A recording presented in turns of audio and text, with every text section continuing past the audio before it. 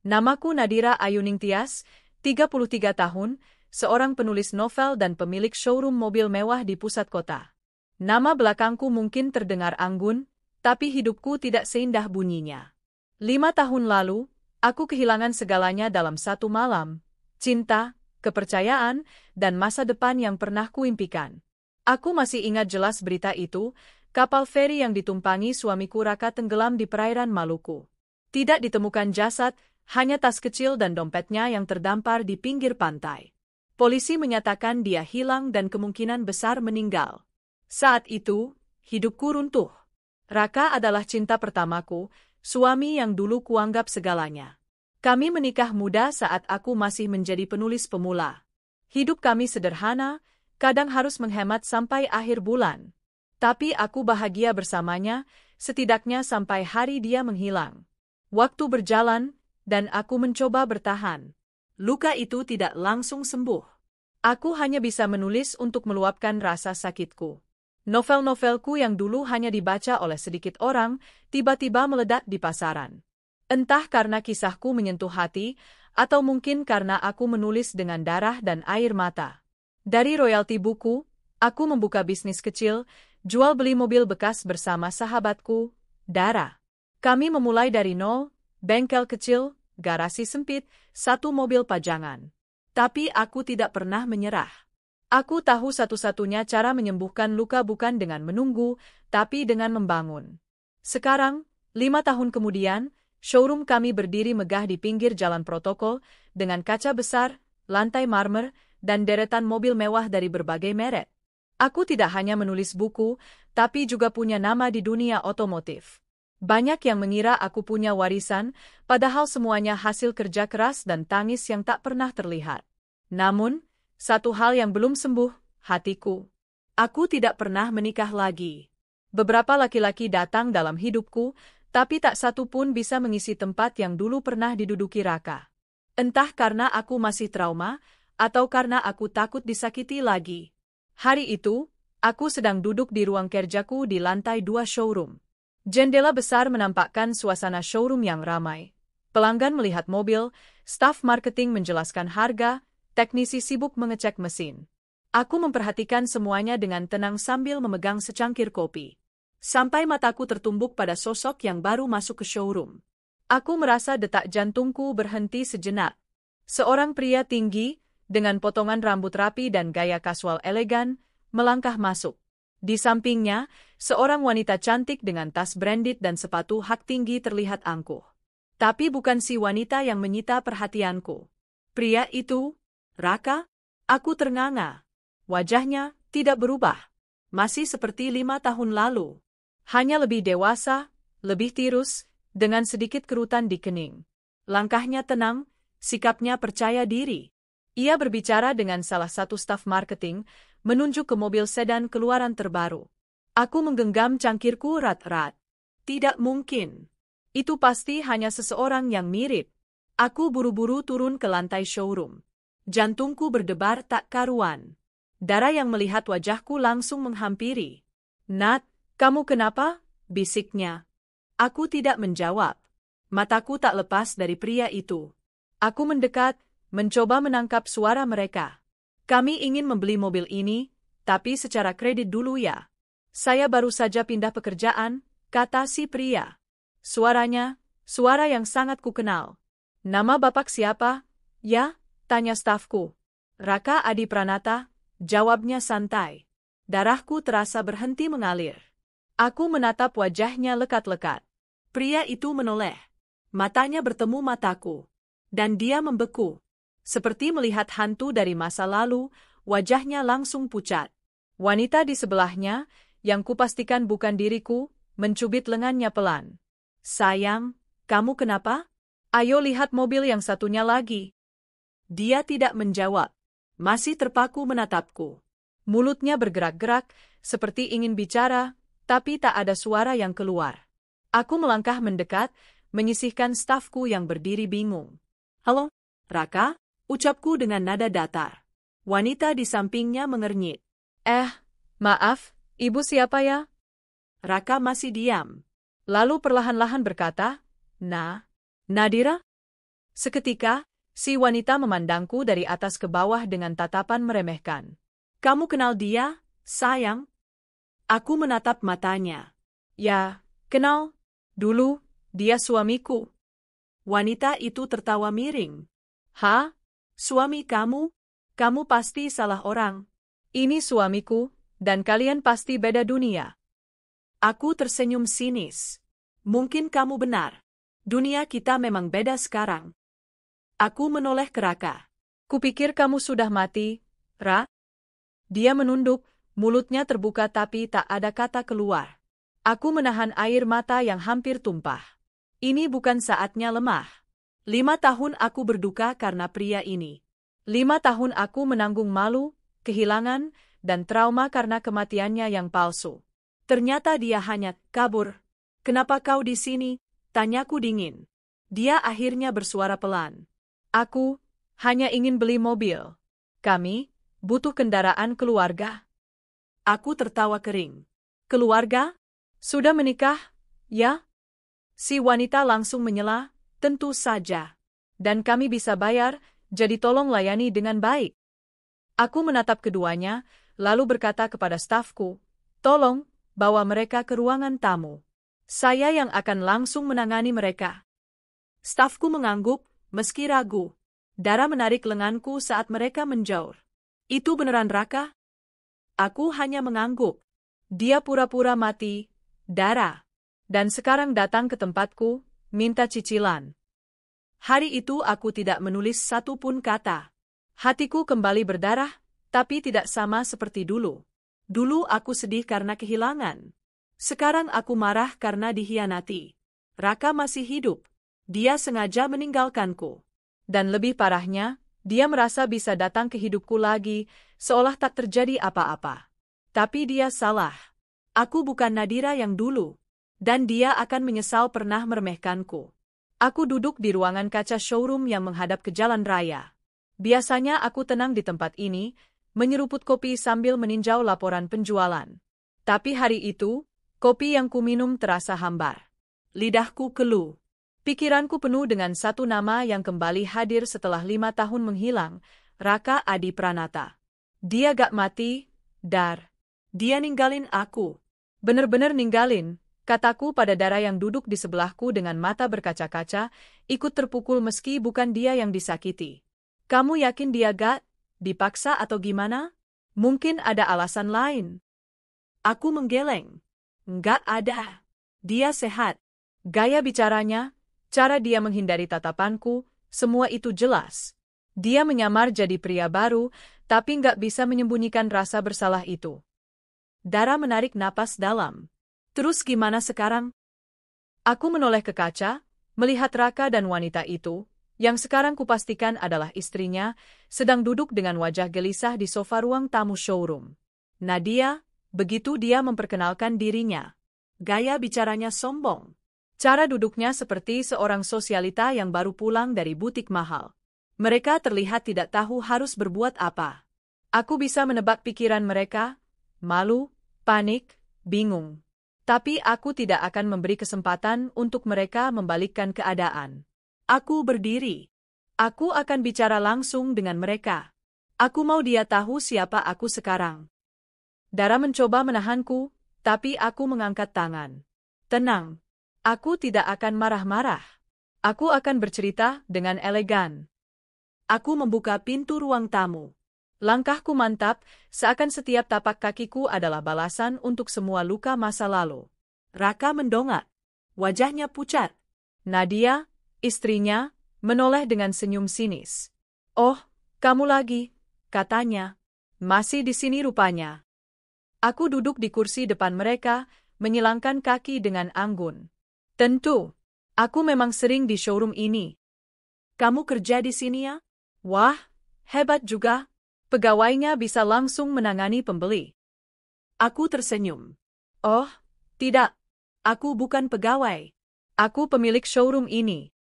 Nadia tertawa pelan, jelas tak percaya. Maksud kamu pemilik tempat ini? Aku mengangguk pelan. Iya, semua yang kamu lihat di luar sana, mobil-mobil itu, tim marketing, hingga kantor ini, semuanya milikku. Aku dan sahabatku merintis ini dari nol. Dan kini, ini salah satu showroom terbesar di kota. Wajah Nadia langsung berubah. Ia celingukan, seakan mencoba mencari pembenaran bahwa aku sedang berbohong. Tapi tidak. Di dinding belakangku, jelas tertulis. Nadira Ayuning Tias, CEO a Founder. Raka menunduk, matanya tidak sanggup menatapku. Mungkin dia berharap bisa masuk, beli mobil, dan keluar tanpa drama. Tapi dia lupa, takdir punya cara sendiri untuk mempertemukan kembali luka dan pelakunya. Nadia mengedip pelan. Oh, saya kira kamu hanya seorang janda yang ditinggal mati suaminya, potongku dingin. Ya, aku memang itu. Dulu. Saya nggak bermaksud. Kalian datang ke showroomku, bicara sombong, minta cicilan pula. Dan kau, Raka, aku menatap tajam suamiku yang dulu. Pura-pura mati agar bisa menikahi selingkuhanmu. Raka akhirnya bersuara. Suaranya pelan, nyaris tak terdengar. Aku salah, Nadira. Tapi saat itu aku bingung. Aku merasa gak layak, hidup kita susah. Aku ketemu Nadia dan semua terasa lebih mudah bersamanya. Aku tertawa kecil. Kau mengira aku beban? Kau kira aku hanya akan menangisimu seumur hidupku? Kau kira aku tidak akan bangkit dan jadi lebih dari sekadar istri yang ditinggalkan? Nadia menyikut suaminya, wajahnya ketus. Kamu gak bilang dia dulu istrimu yang itu, Rat? Yang katanya miskin dan gak bisa dandan. Kamu bilang dia udah mati rasa. Aku menoleh padanya. Sayang sekali, aku tidak hanya hidup, tapi juga jadi pemilik tempat di mana kalian harus mencicil mobil. Lucu, ya? Wajah Nadia merah padam. Aku gak suka nada bicaramu. Aku tersenyum. Kau boleh tak suka. Tapi aku berhak bicara seperti ini, karena dulu aku yang kalian tinggalkan dan kalian remehkan. Kalau kamu kaya, kenapa kamu gak berdandan kayak orang kaya? Nadia mengedarkan pandangan pada bajuku yang sederhana, blus putih dan celana kain. Karena kekayaan tidak harus ditunjukkan dengan tas mahal atau makeup tebal.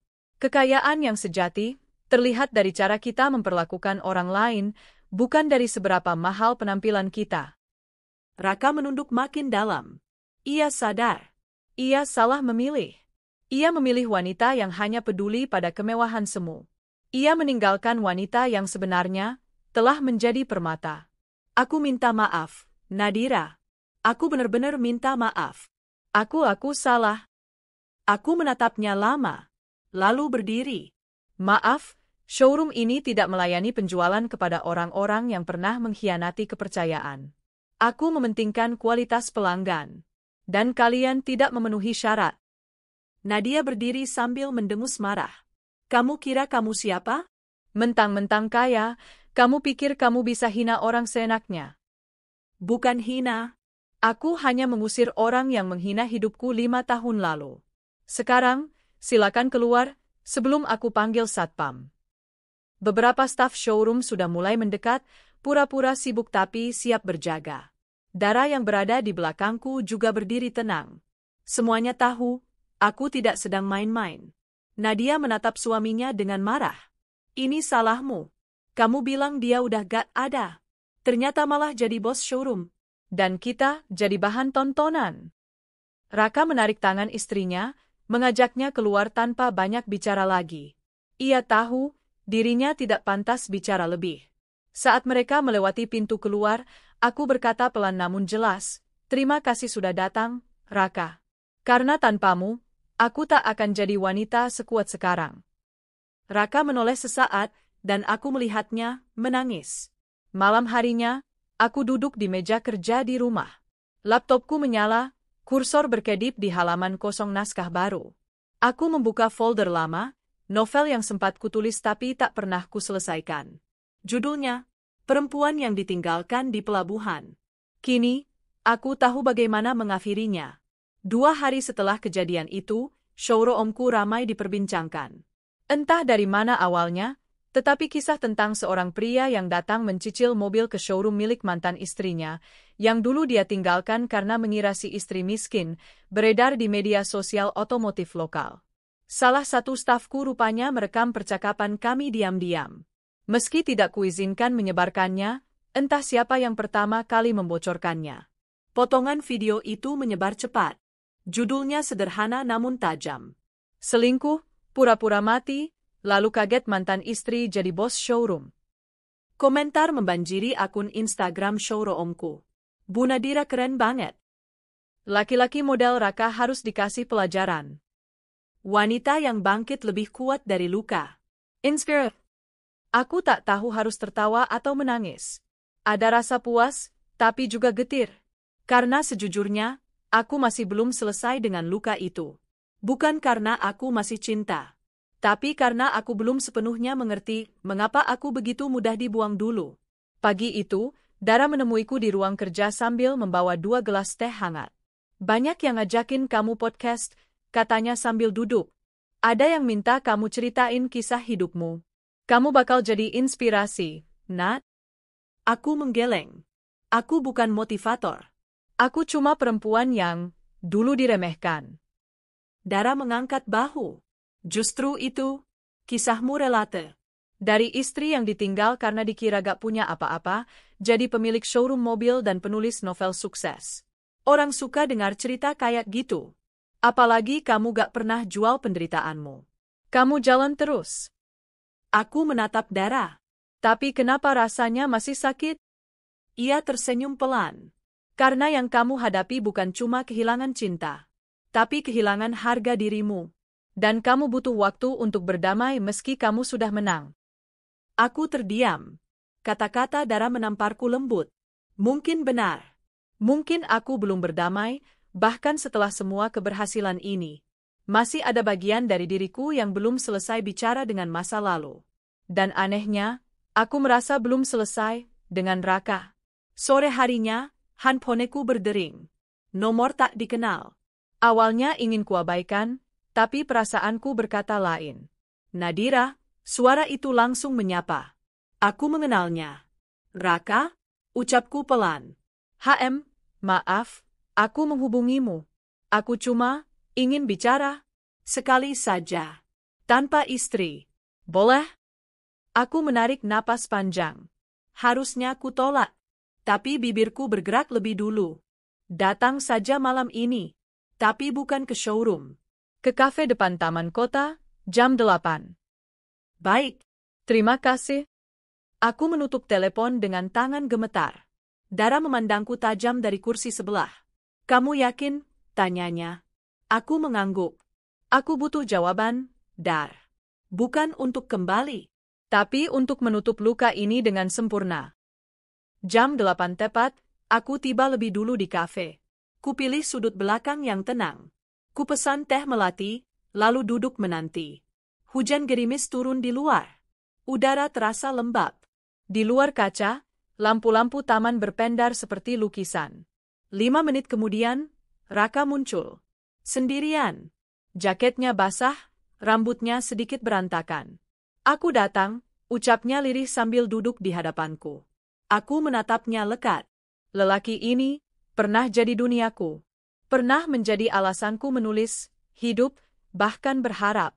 Tapi kini, hanya masa lalu yang memohon pengakuan. Kau mau bicara apa? Tanyaku, tanpa basa-basi. Raka menunduk, lalu berkata, aku mau minta maaf. Aku tahu itu tidak cukup, tapi aku harus mengatakannya langsung. Aku pengecut. Aku lari karena aku takut miskin. Aku malu melihatmu kerja keras sementara aku gak bisa kasih apa-apa. Aku mengerutkan dahi. Jadi kau memilih kabur? Memalsukan kematianmu? Menikah dengan wanita lain dan membiarkanku menguburmu dalam duka? Ia tertunduk. Ya, aku bodoh. Aku pikir, kalau aku hilang, kamu bisa hidup lebih baik. Aku juga terlalu cepat percaya kalau Nadia bisa memberiku hidup yang lebih mudah. Tapi ternyata aku yang justru membayar harga paling mahal. Aku menahan air mata. Selama 5 tahun, aku tidur sambil memeluk baju terakhir yang kau pakai. Aku menulis novel tentang kita. Aku mendatangi pelabuhan itu setiap tahun, berharap kau muncul. Tapi ternyata kamu hanya sedang menikmati bulan madu dengan selingkuhanmu. Raka menutup wajahnya. Aku salah. Dan sekarang, semuanya hancur. Rumah tanggaku kacau. Nadia selalu menuntut. Uang tak pernah cukup. Dan aku sadar, aku meninggalkan berlian demi kerikil yang mengilat. Aku meneguk tehku. Terlambat. Aku gak mau kamu terima aku kembali. Aku tahu kamu gak akan. Aku hanya ingin kamu tahu, aku menyesal. Sangat menyesal. Aku menatap wajahnya yang kini tak secerah dulu. Ada garis lelah di sana. Tatapan kosong. Ia tak lagi pria yang dulu membuatku jatuh cinta. Ia adalah lelaki yang ditelan keserakahannya sendiri. Aku tidak benci padamu, Raka, ucapku pelan. Karena jika aku membencimu, aku tidak akan bisa membangun hidupku sejauh ini. Ia mengangkat kepala, menatapku dengan mata berkaca-kaca. Tapi aku juga tidak akan pernah memaafkanmu sepenuhnya. Kau tak pantas mendapat itu. Kau bukan sekadar bersalah. Kau merusak hidup seseorang yang begitu percaya padamu. Dan untuk itu, aku hanya bisa berkata, selamat tinggal. Aku berdiri, mengambil tas, menatapnya untuk terakhir kali. Terima kasih karena pernah mencintaiku. Dan lebih terima kasih lagi, karena meninggalkanku. Aku melangkah keluar kafe. Hujan telah reda. Langit masih mendung, tapi hatiku terang. Untuk pertama kalinya sejak 5 tahun lalu, aku merasa ringan. Malam itu, aku menulis lagi. Kali ini bukan novel tentang patah hati, tapi tentang kemenangan seorang wanita yang ditinggalkan, diremehkan, dan dipulihkan oleh kekuatannya sendiri. Judulnya sederhana. Aku adalah akhir dari ceritamu, tapi awal dari kisahku sendiri. Sudah seminggu berlalu sejak pertemuanku terakhir dengan Raka di kafe itu. Aku pikir, setelah semua ucapan maaf dan air mata yang ia tumpahkan, hidupku akan kembali tenang. Tapi ternyata aku salah. Pagi itu, Dara masuk ke ruang kerjaku sambil membawa tablet dan raut wajah cemas. Nat, kamu harus lihat ini. Ia meletakkan tablet di meja. Sebuah berita gosip terpampang di layar. CEO cantik showroom mobil diduga dulu hanya penulis miskin, sumber mengklaim keberhasilannya hasil dari warisan diam-diam. Aku membaca cepat isi artikelnya. Semua fitnah. Menuduhku mendapatkan kekayaan bukan dari jerih payahku, melainkan dari warisan suami lamaku yang kabarnya tenggelam. Bahkan ada kutipan dari seseorang yang mengaku mengenalku dekat, yang menyebut aku hanya perempuan beruntung yang memanfaatkan belas kasihan orang kaya. Aku menatap Dara. Ini kerjaannya Raka. Dara mengangguk. Kemungkinan besar. Setelah pertemuan kalian itu viral, dia pasti malu. Jadi dia nyerang dari belakang. Aku mendengus pelan. Lelaki itu benar-benar tak tahu malu. Sudah pergi dengan cara keji, kini malah mencoba menjatuhkanku. Yang bikin parah, Nat, banyak akun gosip repost. Dan follower kita di showroom menurun drastis. Komentar juga makin aneh-aneh. Aku membuka Instagram showroomku, dan benar saja. Banyak komentar meragukan integritasku. Kalau benar dia pemilik, mana buktinya? Wanita ini cuma numpang nama doang, atau, paling juga mantan simpanan orang kaya. Dada ini sesak. Bukan karena aku malu, tapi karena mereka berbicara seolah aku tak pernah berdarah-darah membangun ini semua. Malamnya, aku tak bisa tidur. Aku menatap plafon sambil memutar ulang masa-masa berat membangun showroom ini. Dari menggadaikan naskah novelnya, jual motor satu-satunya, hingga begadang tiap malam mengurus legalitas dan promosi. Aku bahkan pernah tidur di lantai showroom saat itu karena tak sanggup pulang ke kontrakan. Kini semua perjuanganku dianggap keberuntungan? Disebut warisan dari suami yang bahkan memilih wanita lain? Tidak. Aku tidak akan tinggal diam. Keesokan harinya, aku datang ke kantor notaris. Aku meminta semua dokumen pendirian showroom, bukti legal kepemilikan, hingga kontrak kerjasama dari awal berdiri sampai sekarang. Semua itu aku bawa ke kantor media besar yang sempat memuat berita tentangku. Aku akan membuat pernyataan terbuka, kataku kepada editor mereka. Tapi kali ini, bukan untuk mengemis pengakuan. Tapi untuk membuktikan bahwa seorang perempuan bisa sukses bukan karena warisan atau lelaki. Tapi karena kerja kerasnya sendiri. Editor media itu tampak tertarik. Mereka pun menjadwalkan wawancara langsung, dengan video eksklusif yang akan ditayangkan di kanal YouTube mereka yang memiliki jutaan subscriber. 3 hari kemudian, videoku tayang. Judulnya, Kisah Wanita yang Dikhianati dan Bangkit Jadi Bos Showroom Sukses, Nadira Buka Semua. Dalam video itu, aku duduk di ruang kerja showroom dengan tenang. Aku ceritakan bagaimana aku membangun usaha dari nol, dari bekal honor menulis, dari lembar-lembar naskah yang ditolak berkali-kali. Aku tunjukkan dokumen sah bahwa aku pemilik tunggal showroom. Aku paparkan seluruh perjuanganku, tanpa menyebut nama Raka sekalipun. Tapi, satu kalimat di akhir video membuat semuanya berbalik arah. Aku bukan wanita yang ditinggalkan karena miskin. Aku adalah wanita yang ditinggalkan sebelum jadi kaya. Dan kini, aku berdiri sendiri, lebih tinggi dari siapapun yang pernah meremehkanku. Video itu meledak. Komentar netizen kembali berpihak padaku. Salut, Bu Nadira. Ini baru inspirasi.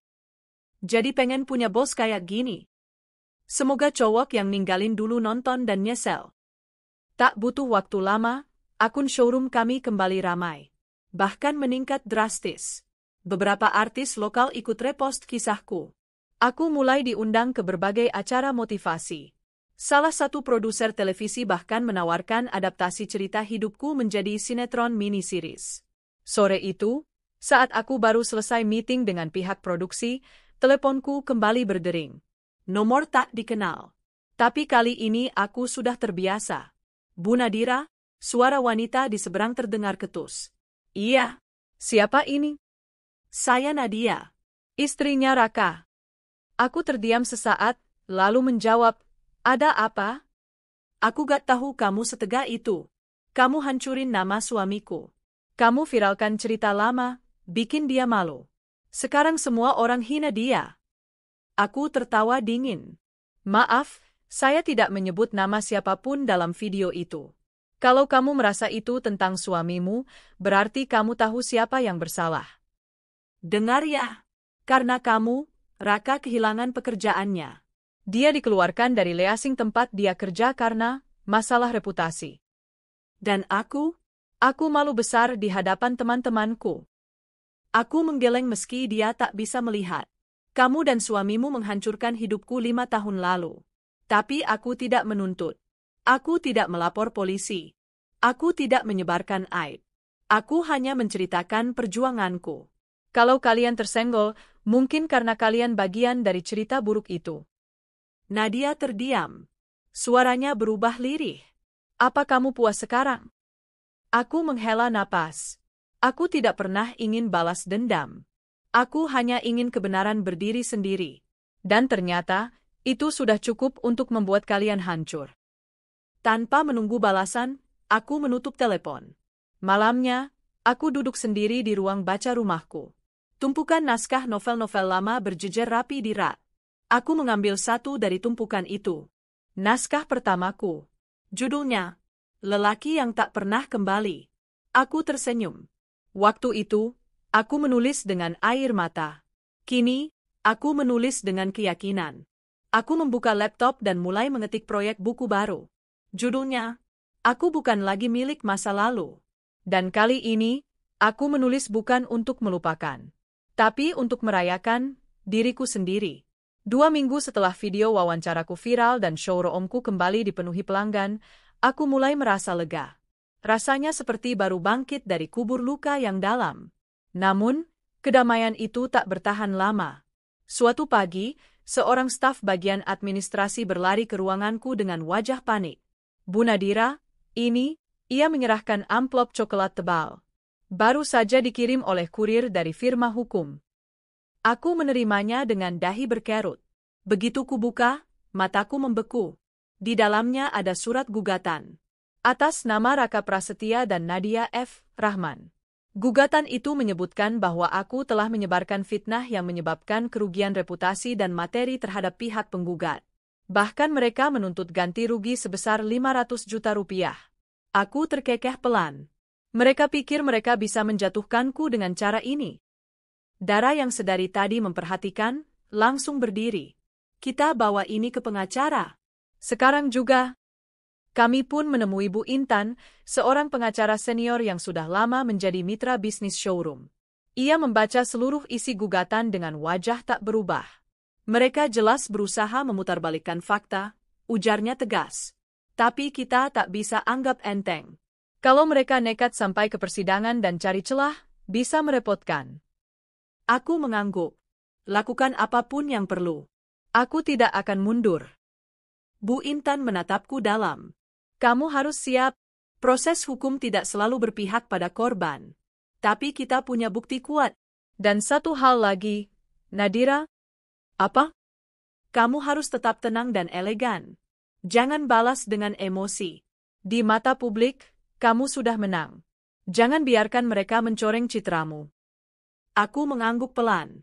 Aku paham maksudnya. Tapi dalam hati, bara amarahku menyala lebih besar dari sebelumnya. Mereka yang salah, kini berani menuntutku. Minggu-minggu berikutnya dipenuhi rapat hukum, penyusunan dokumen balasan, dan konsultasi media.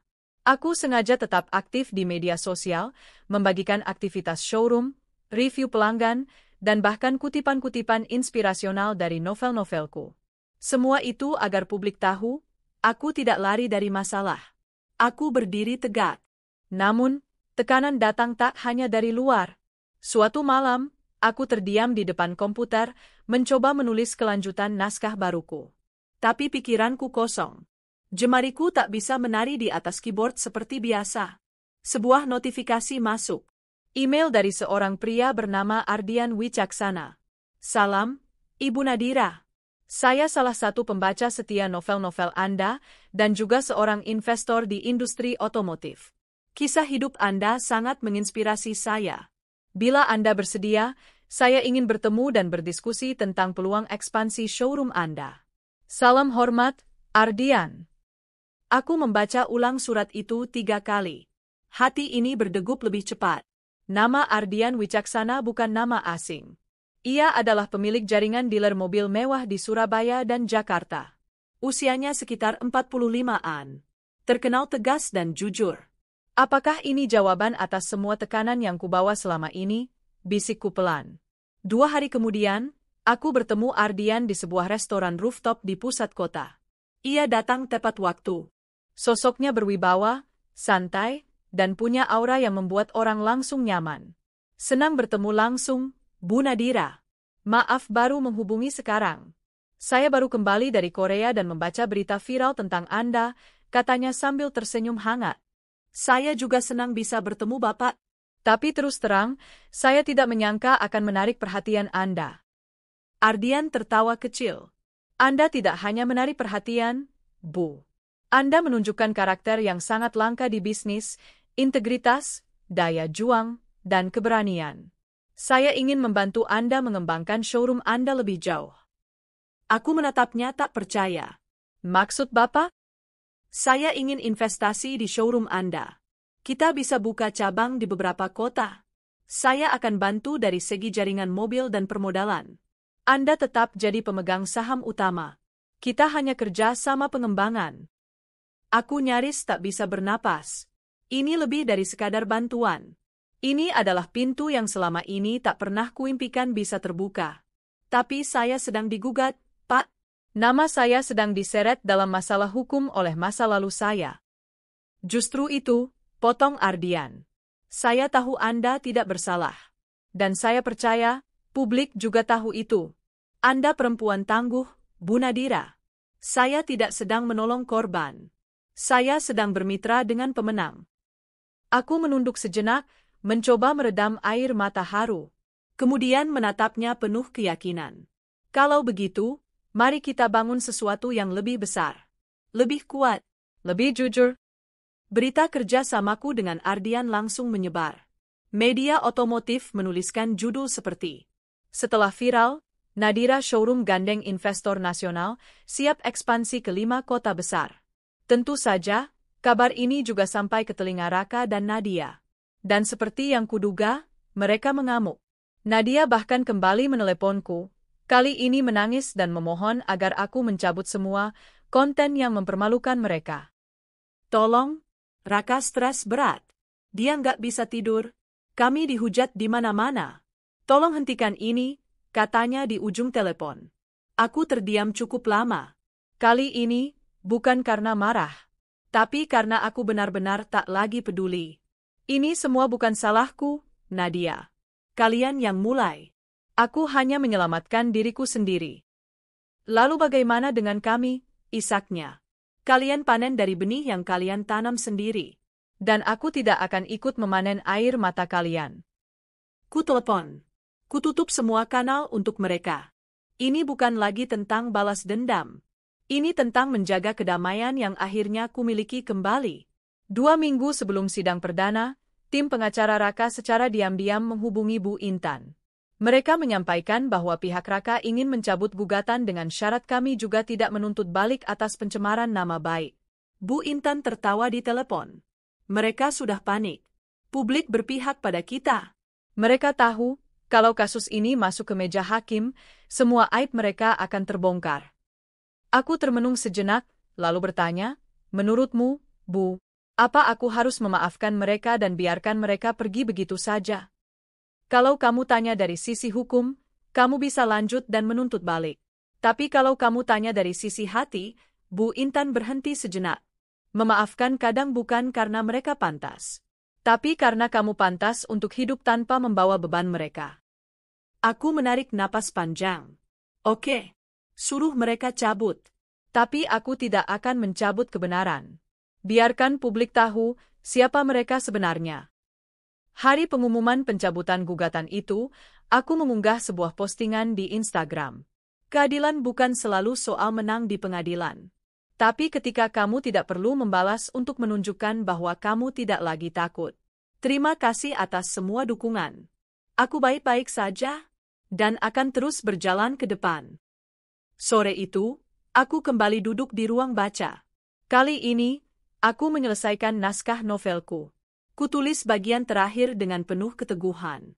Kadang, kau harus jatuh dan dibuang untuk tahu bahwa kau sebenarnya punya sayap. Dan aku yakin, ini bukan akhir kisahku, tapi baru permulaan. Pagi itu, cahaya matahari menyelinap lembut melalui jendela besar showroom baruku di Bandung. Ini adalah cabang kedua yang berhasil kami buka setelah kerja sama dengan Ardian berjalan mulus. Aku berdiri di tengah ruangan yang penuh mobil mewah, dikelilingi staf profesional yang ramah dan cekatan, lalu tersenyum bangga. Dulu, aku bahkan tak mampu menyewa ruko kecil, gumamku dalam hati. Suasana showroom begitu hidup. Para pelanggan datang silih berganti. Beberapa di antara mereka bahkan menyebut bahwa mereka mengenalku dari wawancara viral beberapa bulan lalu. Salah seorang ibu-ibu datang dengan anaknya dan memelukku tanpa basa-basi. Bu Nadira, saya dulu ditinggal suami karena katanya saya tak berkelas. Tapi setelah nonton cerita ibu, saya bangkit. Saya buka usaha kue dan sekarang mampu beli mobil sendiri, ucapnya sambil berlinang air mata. Aku menahan napas, tak percaya bahwa hidupku kini bisa jadi inspirasi untuk orang lain. Kita semua kuat, Bu, jawabku lembut.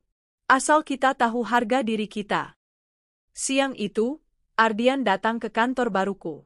Ia mengenakan setelan rapi dengan jas abu-abu muda dan senyum khasnya yang bersahaja.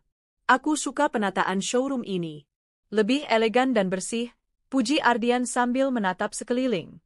Kredit buat tim desain interior, bukan aku, jawabku merendah. Kamu terlalu rendah hati, Nadira. Kamu ini otaknya semua ini, katanya lagi.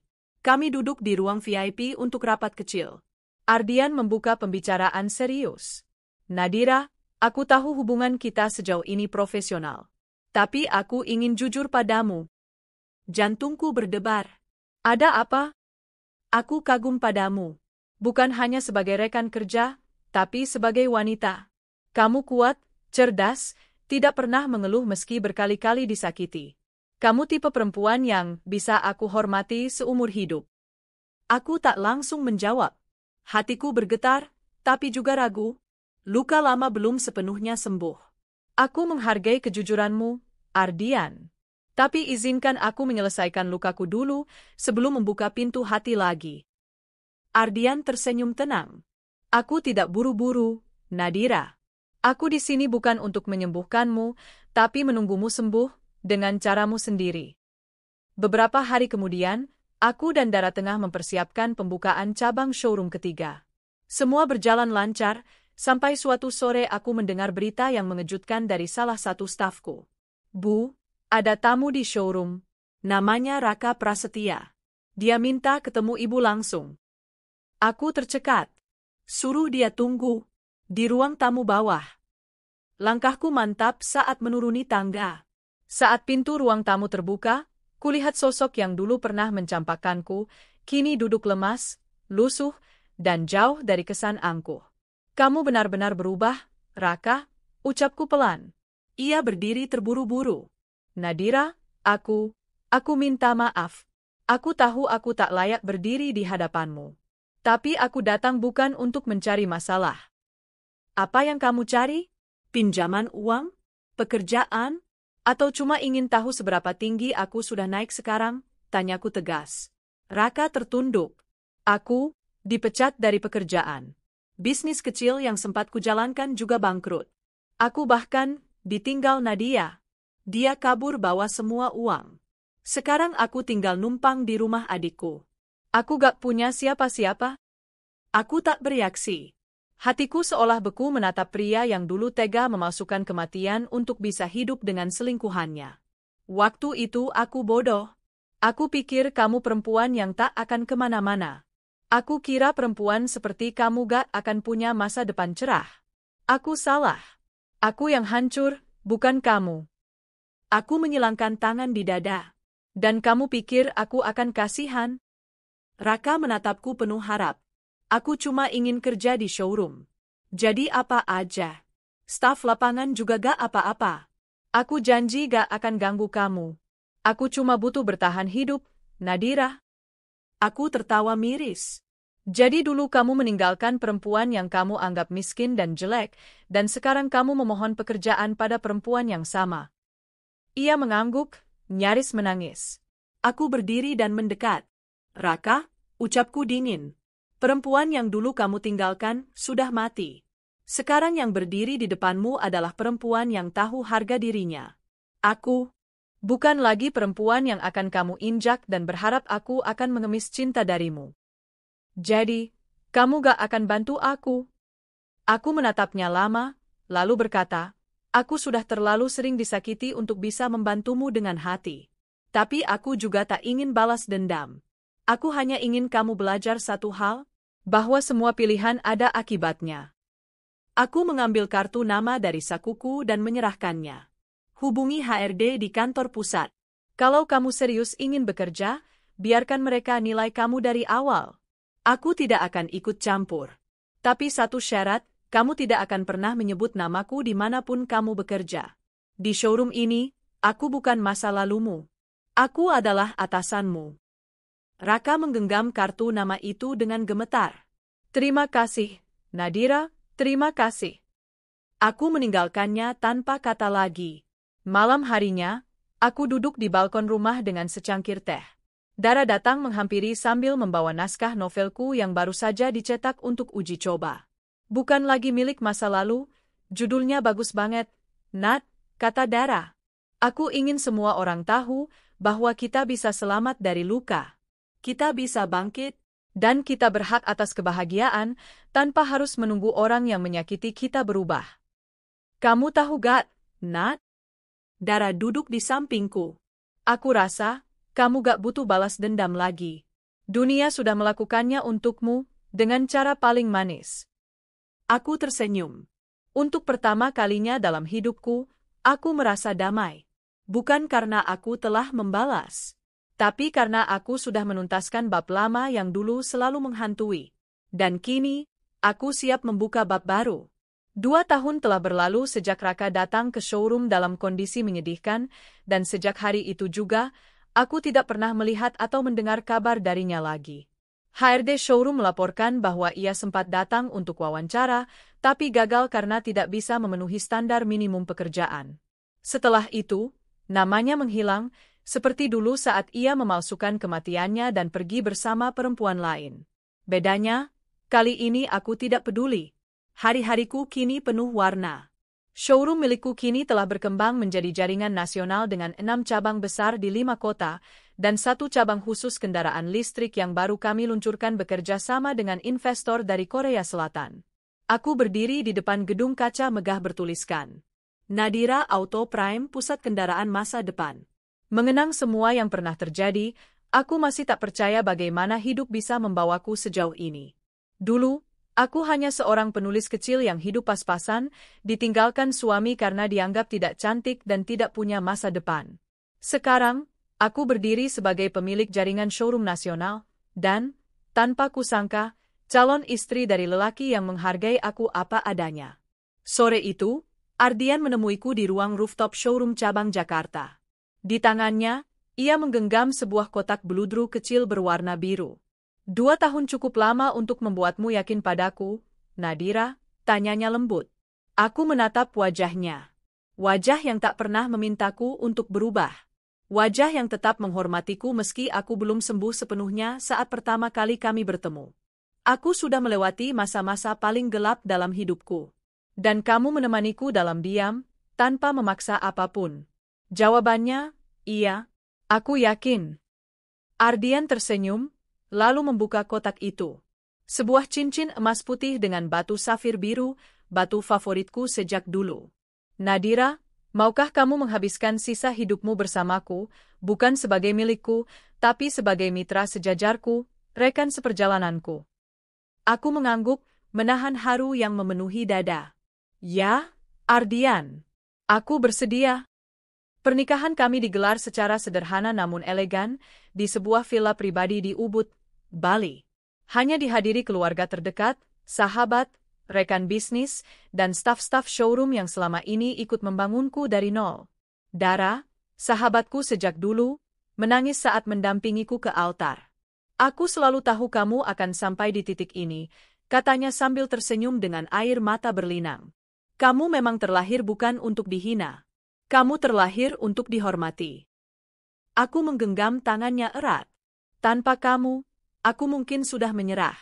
Kamu bagian dari semua keberhasilan ini, Ra. Setelah menikah, aku dan Ardian sepakat tetap bekerja seperti biasa. Kami bahkan meluncurkan program baru bernama Dari Luka ke Laba, sebuah program pelatihan gratis untuk para janda, korban penelantaran, dan perempuan yang pernah ditinggalkan seperti aku. Setiap bulan, kami menerima belasan perempuan yang ingin belajar menjual mobil, menjadi sales profesional, membuka usaha bengkel, atau bahkan sekadar belajar percaya diri kembali. Salah satu dari mereka, seorang mantan buruh pabrik yang ditinggal suaminya dengan 2 anak, kini menjadi kepala showroom cabang baru kami di Semarang. Kamu memberiku hidup kedua, Bu Nadira, ucapnya saat peluncuran showroom. Aku hanya tersenyum dan menjawab, aku tidak memberi apa-apa. Aku hanya membuka pintu yang dulu juga pernah tertutup buatku. Puncak dari perjalanan ini datang saat aku diundang sebagai pembicara utama dalam Konferensi Nasional Perempuan Mandiri dan Tangguh 2026. Aula besar di Jakarta Convention Center dipenuhi ribuan peserta dari seluruh Indonesia. Aku berdiri di atas panggung, mengenakan jas putih sederhana dan scarf batik kesukaanku. Di belakangku terpampang besar Nadira, dari istri yang ditinggalkan menjadi perempuan yang memilih bangkit. Tepuk tangan membahana saat aku melangkah ke podium. Teman-teman yang saya cintai, ucapku, dulu, saya pernah menjadi perempuan yang ditinggalkan. Saya pernah percaya bahwa saya tidak cukup berharga untuk diperjuangkan. Tapi hari ini, saya berdiri di sini bukan untuk menunjukkan siapa saya sekarang, tapi untuk mengingatkan kalian siapa diri kalian sebenarnya. Setiap kita punya luka, tapi luka itu tidak selalu harus jadi beban.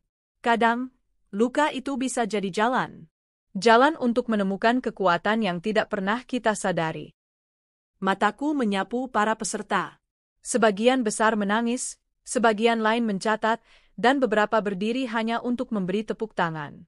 Dan hari ini, saya ingin berkata kepada siapapun yang pernah ditinggalkan, diremehkan, dihina, atau dilukai, kalian berhak bahagia. Dan tidak perlu izin dari siapapun untuk meraihnya. Di akhir acara, seorang gadis muda mendatangiku. Ia memperkenalkan diri sebagai penulis baru. Bu Nadira, saya dulu baca novel-novel ibu waktu saya masih SMA. Saya juga sedang menulis kisah tentang perempuan yang bangkit setelah diselingkuhi. Terima kasih karena ibu membuktikan bahwa cerita itu tidak hanya ada di buku, tapi nyata di dunia. Aku memeluknya. Teruslah menulis. Dunia ini butuh lebih banyak kisah seperti itu, dan lebih banyak perempuan seperti kamu. Malam itu, di balkon rumah tempat aku dan Ardian tinggal, aku menatap langit. Angin berhembus lembut. Di pangkuanku, ada naskah novel baruku yang sebentar lagi akan naik cetak. Judulnya, Aku Pernah Ditinggal Suami Yang Mengira Aku Tidak Berarti. Kini aku pemilik showroom tempat dia mencicil mobil untuk istri barunya. Aku tersenyum sendiri. Ini bukan kisah balas dendam. Ini kisah pembuktian. Bahwa aku, Nadira, bukan korban, tapi pejuang. Dan apa yang dulu menghancurkanku, kini menjadi pondasi terkuat dalam hidupku. Ardian datang dari belakang dan memelukku. Kamu tahu, bisiknya. Apa? Kamu tak pernah terlihat sekuat dan secantik ini, bahkan ketika kamu tidak berusaha. Aku tertawa kecil. Karena aku tidak lagi ingin terlihat kuat. Aku hanya ingin bahagia. Dan untuk pertama kalinya dalam hidupku, aku bisa bilang dengan yakin. Aku benar-benar bahagia.